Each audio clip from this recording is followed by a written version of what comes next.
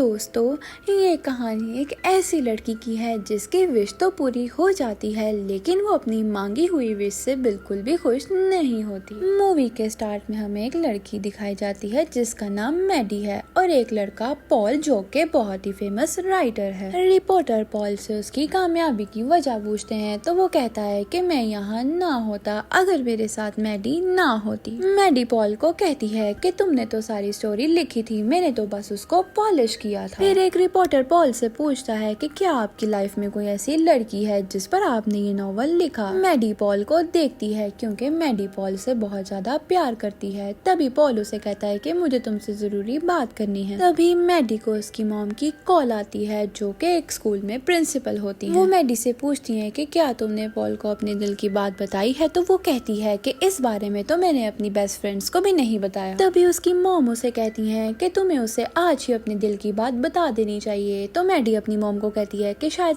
Paul he मुझे आज propose कर देगा। तभी पॉल उसे कहता है कि हमें अपने रिश्ते को आगे बढ़ा लेना चाहिए। मैडी समझती है कि वो उसे प्रपोज कर रहा है, लेकिन पॉल तो अपने आने वाली बुक के बारे में बात कर रहा होता है और पॉल उसे कहता है कि मुझे पता है कि तुमने अपनी नॉवल लिखनी है, तो क्या तुम थोड़ा सा वेट कर सकती हो। तभी मैडी उसे हाँ कहकर चली जाती है। वहाँ पे मैडी की बेस्ट फ्रेंड्स आती हैं और पॉल उसकी एक फ्रेंड एमा के साथ टकरा जाता है और एमा को पॉल पे क्रश हो जाता है। वहाँ पे पॉल मैडी की बेस्ट फ्रेंड एमा और हैदर से मिलता है। तभी पॉल एमा की बुक पर अपना ऑटोग्राफ करने को कहता है। उसके जाने के बाद एमा मैडी को कहती है कि मुझे लगता है पॉल और मेरा रिश्ता जन्मों जन्मों का है। तो मैडी उसे कहती है कि तुम बहुत ज्यादा सोच रही हो, क्योंकि पॉल एक सेलिब्रिटी है और वो एक दिन में पता नहीं कितनों को अपना ऑटोग्राफ देता रहता है। तो आगे से एमा कहती है कि क्या वो सबको अपना नंबर भी देता रहता है, और अगर उसने नंबर दे भी दिया है तो कौन सा तुम लोगों की शादी हो गई है। और फिर कहानी कुछ महीने आगे दिखाई जाती है। तभी सीन शिफ्ट होते हैं और आयरलैंड के एयरपोर्ट पर दिखाया जाता है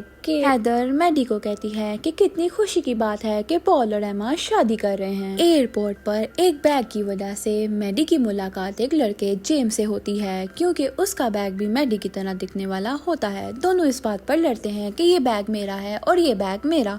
बैग खुलने पर पता चलता है कि ये बैग जेम्स का है और मैडी का बैग एयरपोर्ट पर कहीं खो चुका होता है। दोनों की मुलाकात एक बस में होती है जहाँ पर मैडी एक बुक पढ़ रही होती है। जेम्स उसे देखकर कहता है कि क्या तुम्हें ये बुक पसंद है। तो मैडी उसे पूछती है कि क्या तुमने ये बुक पढ़ी है। तो जेम्स कहता है कि मैं इस बुक को पढ़ूंगा भी नहीं। मैडी उसे बताती है कि पॉल एक बेस्ट सेलर ऑथर है। आगे से जेम्स उसका मजाक बना लेता है। तभी मैडी पॉल के घर आती है और उसके मॉम डैड से मिलती है। वहाँ पर वो दोनों की पिक्चर एक साथ देखती है और फिर वो लोग पिकनिक पे चले जाते हैं। तभी पॉल और एमा उसे अपने साथ बोर्ड पर जाने को कहते हैं, लेकिन मैडी कहती है कि मैं यहीं पे ठीक हूँ। तभी वो वहाँ पर एक पत्थर से बनी हुई चेयर पर बैठ जाती है। वहाँ पे उसे उसकी मॉम की कॉल आती है और वो अपनी मॉम से कहती है कि काश मैंने आपकी बात मान ही ली होती और पॉल को अपने दिल की बात कह दी होती, तो आज मेरी पॉल से शादी हो रही होती। इतना कहते ही उसकी कॉल डिस्कनेक्ट हो जाती है। पीछे से एक लेडी आती है और उसे कहती है कि क्या तुम कोई विश मांग रही थी। मैडी कहती है कि मुझे नहीं लग रहा था कि यहाँ कोई मेरी बात सुन रहा है। तो वो लेडी कहती है कि ये एक विशिंग चेयर है और यहाँ पर तुम कोई एक विश मांग सकती हो। मैडी ये विश मांगती है कि उसकी और पॉल की शादी हो जाए। विश मांगने के बाद मैडी कहती है कुछ भी तो नहीं हुआ। तो फिर वो लेडी हवा चला देती है। फिर दिखाया जाता है कि मैडी की आंख पॉल के बेड पर खुलती है। बेड से उठती है तो वो देखती है कि पॉल बाथरूम में नहा रहा होता है। इतने में वो डर कर रूम से बाहर आती है तो एमा उसे मिलती है और उसे वो पॉल के बारे में पूछती है। तो मैडी कहती है कि पॉल अंदर नहीं है।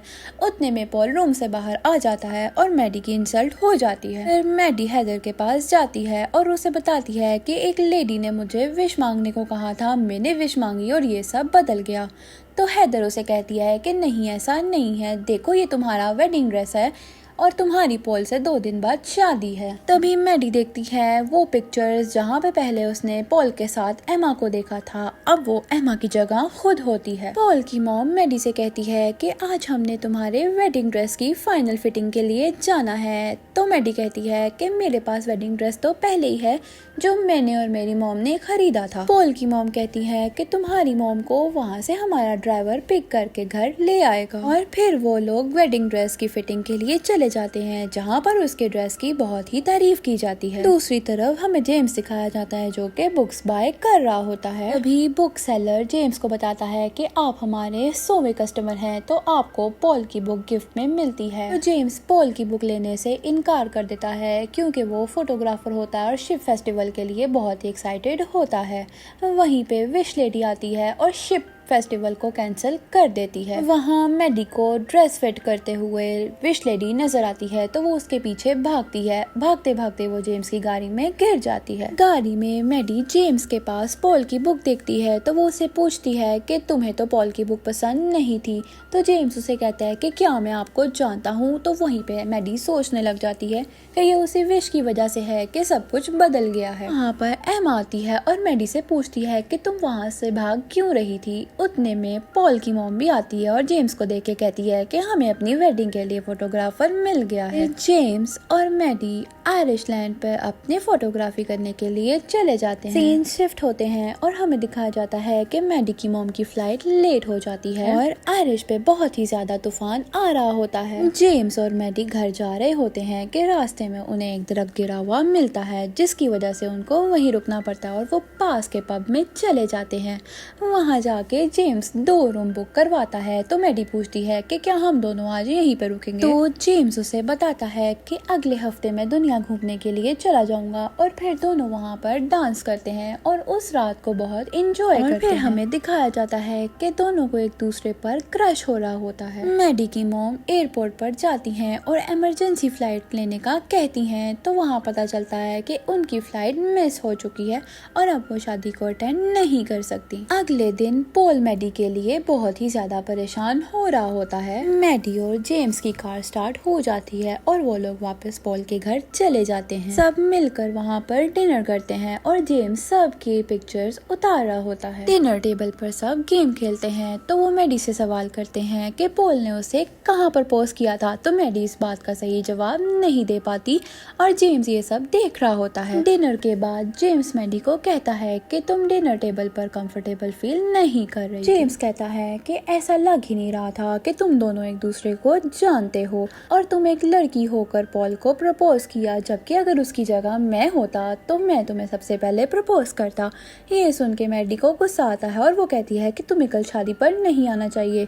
तो जेम्स कहता है कि मैं कल तुम्हें नजर भी नहीं आऊंगा। रात को मैडी विंडो से देखती है कि नीचे खड़ी एमा रो रही होती है क्योंकि एमा पॉल से बहुत ही ज्यादा प्यार करती है। अगले दिन पॉल मैडी और जेम्स को एक साथ देखता है और उसके बाद मैडी अपनी शादी के लिए तैयार हो रही होती है। वहाँ पे फादर आते हैं और मैडी उन्हें बताती है कि मैंने विश लेडी से एक विश मांगी थी। तो फादर कहते हैं कि उस लेडी से बच के रहना चाहिए क्योंकि उसका सेंस ऑफ ह्यूमर ठीक नहीं है, क्योंकि विश लेडी तुम्हें वो नहीं देती जो तुम्हें चाहिए, बल्कि वो तुम्हें वो देती है जिसकी तुम्हें जरूरत है। मैडी के पास एमा ब्राइड्समेड बन के आती है तो मैडी उसे कहती है कि तुम पॉल से प्यार करती हो। तो एमा रोने लग जाती है और कहती है कोई बात नहीं, हम अगले जन्म में एक साथ हो जाएंगे। फिर मैडी अपनी वेडिंग पे बिना वेडिंग ड्रेस के चली जाती है और जाकर शादी करने से मना कर देती है। पॉल ये सब देखकर जेम्स को कहता है कि कल मैंने तुम दोनों को एक साथ देख लिया था, ये जरूर जेम्स की वजह से ही हो रहा है कि मैडी मुझसे शादी नहीं कर रही और तुम मुझसे मेरी बीवी चुराना चाह रहे हो।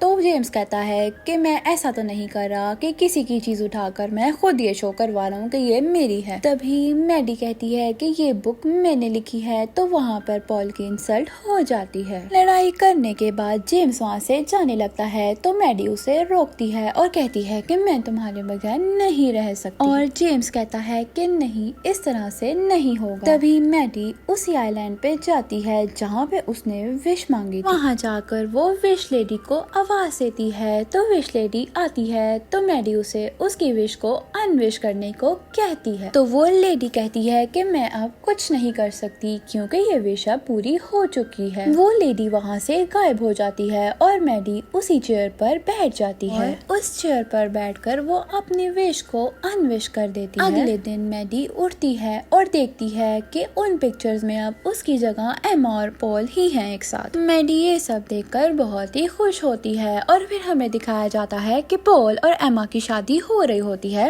कुछ कुछ देर के बाद पॉल मैडी को कहता है कि हमारी बुक यूएस में बहुत ही ज्यादा ट्रेंड पे चल रही है, तो अब हमें अपनी दूसरी बुक पर काम करना चाहिए। तो मैडी उसे कहती है कि नहीं, मैं अब तुम्हारे साथ काम नहीं करूंगी और अब मैं अपना नॉवल खुद लिखूंगी। इसके बाद मैडी यहाँ से जेम्स से मिलने चली जाती है और यहाँ पे ही हमारी कहानी खत्म हो जाती है। Thanks for watching.